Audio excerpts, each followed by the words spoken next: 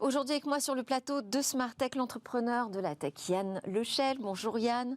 Le fondateur de VitaScience Léo Briand. Bonjour. Et le délégué général du SIGREF Henri Dagrin. Bonjour à tous. Je vous propose que l'on donne la parole tout de suite à Fabien Dombard qui va nous parler de la cybersécurité française. Fabien Dombard, vous travaillez pour Sequoia, start-up donc française de la cybersécurité, qui a d'ailleurs un pied à Rennes, un pied à Paris. Et un pied déjà à l'Europe, donc moi-même En Allemagne. basé en Allemagne, mais on a aussi donc des collaborateurs au Portugal, en Norvège et aussi en UK, donc en Angleterre. Voilà, donc vous faites partie de ce qu'on appelle les pépites de la cyber. Et vous avez levé la semaine dernière 35 millions d'euros. J'imagine que ça n'a pas été simple de réaliser ce tour de table dans le contexte actuel où on dit les investisseurs particulièrement frileux, voire contractés. On parle d'un montant très important. Hein, quand on annonce 35 millions de tours de table dans la cybersécurité, on s'en félicite. Mais je me demande d'ailleurs, est-ce une bonne ou une mauvaise nouvelle avec 35 millions d'euros? Est-ce qu'on peut dire qu'aujourd'hui, on a les reins solides dans la cyber? Alors déjà, merci. Oui, je pense que c'est une réussite. On est vraiment très heureux d'avoir pu amener ce tour de table à sa fin dans un contexte effectivement assez tendu. Mais on a pu aussi avoir donc le soutien de nos investisseurs historiques aussi qui ont remis donc sur Vous pouvez les citer, hein, BNP. Oui, donc BNP Paribas, Omnes, Seven Ventures et donc la Caisse des dépôts, Banque des territoires est donc rentrée avec Brightpixel qui est donc aussi un historique de la cyber mais à l'européenne. Donc, qui est basé au Portugal. C'est un fonds portugais. Et donc, oui, aujourd'hui, c'est un joli montant. C'est un des plus jolis montants, je pense, dans cet écosystème depuis le début de l'année. Alors, est-ce que ça nous permettra d'assouvir nos ambitions? Oui, on pense qu'aujourd'hui, ça va nous permettre d'avoir donc de 12 à 18 mois les moyens de nos ambitions en se focalisant sur l'Europe, premièrement. Donc, ces 35 millions s'ajoutent aux premiers 10 millions levés. Et vous avez annoncé qu'avec cet argent, vous allez en premier recruter. Tout à fait, puisque derrière la cyber, derrière les machines, il y a des humains autant du point de vue de nos clients, parce que nous, on protège des employés et l'économie à travers ça, mais pour ce faire, donc, on va recruter. Aujourd'hui, on a passé le cap des 100 collaborateurs chez Sequoia.io, et donc on a l'ambition de doubler sous 24 mois ce chiffre. Alors comment vous allez faire? Vous allez chercher d'abord quel type de profil? Vous allez chercher où? Exclusivement en France? On a des postes ouverts dans différents niveaux, autant en termes de développement, en termes de force de vente, etc. Et donc, on va recruter autant à travers notre réseau. C'est aussi le réseau de nos investisseurs. Ça fait aussi partie de ce qu'amène un investisseur donc sur la table lors de ces discussions. Et donc, on va recruter à l'international, pas nécessairement sur des localisations particulières. On va aller travailler là où les gens sont. On va chercher les talents là où ils sont.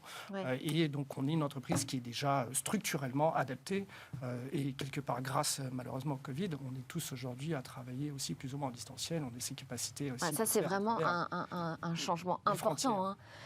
D'aller recruter directement à l'international. Et c'est une organisation, j'imagine, pas toujours simple à mettre en place. On va parler de la technologie de Sequoia, donc détection et aussi réponse étendue aux cyberattaques. Peut-être préciser ce qu'on entend par étendue. Oui. Alors nous, on est donc le cockpit, la tour de contrôle cyber pour l'entreprise. Donc les entreprises ont investi déjà massivement dans différents types de technologies. Malheureusement, c'est donc des technologies qui sont pas qui sont chacun dans leur coin. Et donc, nous, notre travail, c'est d'amener l'ensemble de ces signaux, des alertes, mais aussi des signaux faibles, de manière à pouvoir détecter la menace. Pour ce faire, on a une équipe dédiée de renseignement qui va construire l'ensemble du contenu, qui va rechercher donc cette menace et qui va construire l'ensemble du contenu qui va être utilisé dans le produit de manière à protéger nos clients, donc en anticipation et lors des phases donc de réponse, avoir cette capacité de compréhension de la menace de manière à avoir une réponse. Qu'est-ce qui vous différencie aujourd'hui sur le marché ? Alors, ce qui va nous différencier, c'est donc d'avoir ce qu'on appelle le time to value le plus court, donc avoir cette capacité d'amener les signaux des clients et de directement produire donc ces ces alertes de haute qualité. Et donc, pour ce faire, on a aussi donc, un modèle ouvert, c'est-à-dire qu'on va s'intégrer avec l'ensemble des technologies. Aujourd'hui, on a plus de 130 partenariats, autant technologiques que de services, qui permettent d'avoir donc, cette intégration à tous les niveaux, de manière à supporter les entreprises dans leur défense contre ces menaces et dans la réponse des menaces jour après jour. Et vous nous parlez de la partie renseignement en nous parlant d'humains. Vous intégrez aussi un peu d'intelligence artificielle, j'imagine. Tout à fait. D'autant plus que donc, le principe de construire donc, cet écosystème cyber autour des différentes solutions présentes, mais aussi d'ouvrir des options pour les solutions futures, les intégrer dans notre plateforme. L'idée, c'est de pouvoir donc, capter aussi tous ces signaux faibles de manière à pouvoir donc, détecter des choses qui ne sont pas encore connues, mais aussi de fait de la puissance de la plateforme, dès lors où on peut détecter donc, une attaque sur un client en particulier, de pouvoir utiliser cette information de manière à protéger l'ensemble de nos clients. Aujourd'hui, notre ambition, donc, c'est d'avoir plus d'1 million d'utilisateurs protégés, donc d'employés protégés en 2023. Donc, on commence juste là et a priori, en Europe, on va aller bien plus haut. C'est compliqué d'aller conquérir l'Europe ? Alors, moi-même, vivant en Allemagne... Quand on dit l'Europe, on a l'impression que c'est un marché comme ça, uniforme. Pas du tout. Non, pas du tout, pas du tout. Et souvent, on est comparé aussi, évidemment, aux Américains, aux solutions américaines et autres. Hein. Eux, ils ont la chance d'avoir un très grand marché relativement homogène. Nous, on a donc aussi ces différences culturelles, etc. Donc, il y a beaucoup de coopération, il y a beaucoup de challenges dans de se faire. Mais c'est quelque chose dont on est déjà habitué. Il y a tout un réseau donc, de partenariats. Donc, les 130 partenaires de services aussi, et de technologies dont je parle, c'est des entreprises qui sont aussi transnationales. Des fournisseurs de services de sécurité et autres, et qui donc aussi nous permettent assez facilement d'aller...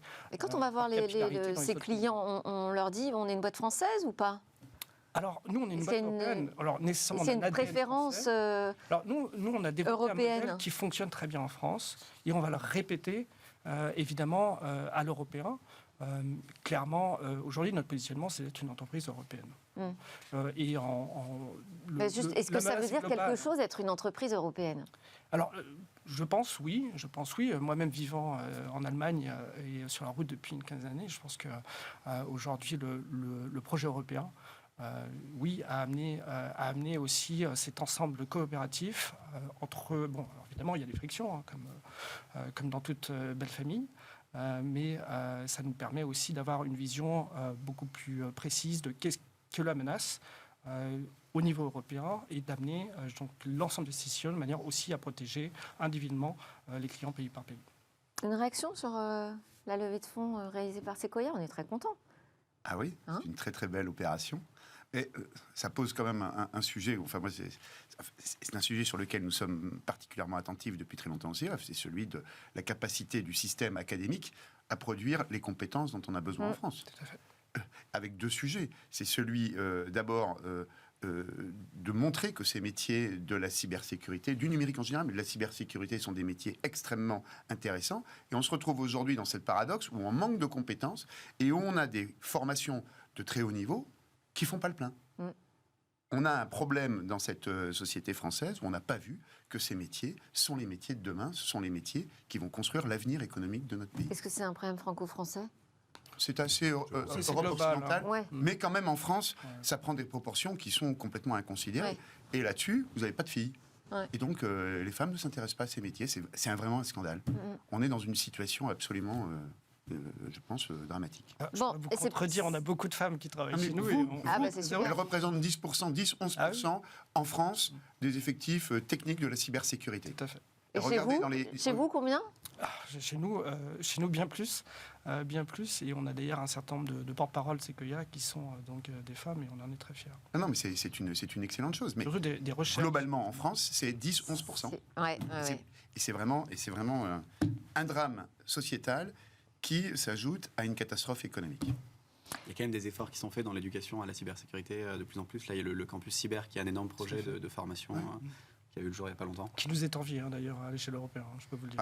Oui, le modèle est en train de se reproduire. Allez, je vous ai lancé sur le débrief. On y va, débrief hebdo de Smartech.